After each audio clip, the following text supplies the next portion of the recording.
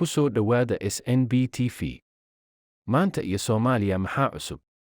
madaxweyne Amerikaan iyo gabar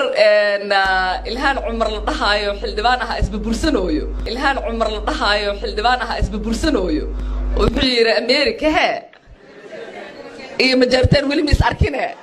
balaan isku dhaafno hadda oday waa saxnay waa ka soo raynay ninkaas ay soo maaha meel baan dhignay waruntiis ninkaas hadee uma malaynayo Donald Trump inuu ogaa qofkii uu daadaansanayo soo maaha gabar ma jeerteen oo wiligeed la harowsanin in uu isku dayay inuu harowsado muusan ogeyn like hadda waa og yahay waa loo sheegay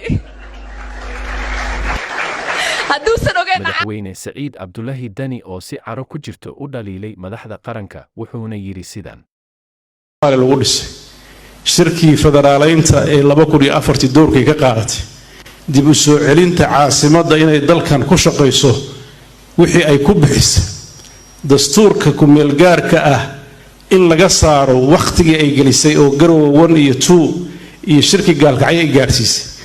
himilada ay raadinayso waxay ahayd inay dhalato dawlad federaal ah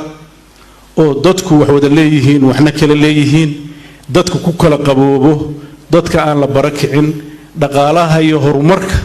ma aha in magaalooyinka caasimadaha xataa oo isteedada kaliya la geersiye qorshaheena waxa weeye inuu meel walba gaaro min cirif ilaa cirif dhulka Soomaaliyeed guud ahaan iyo gaar ahaan dhulka Puntland meel kasta uu joogo qurba joogta beesha dhulbahante oo xaflad dabaaldeg ah ku qabsaday gobolka Ohio caasimadiisa Columbus ariga Amerika kadib markii jeegaanta laga xoreeyay magaalada Lascaano bal nala daawo kilibkan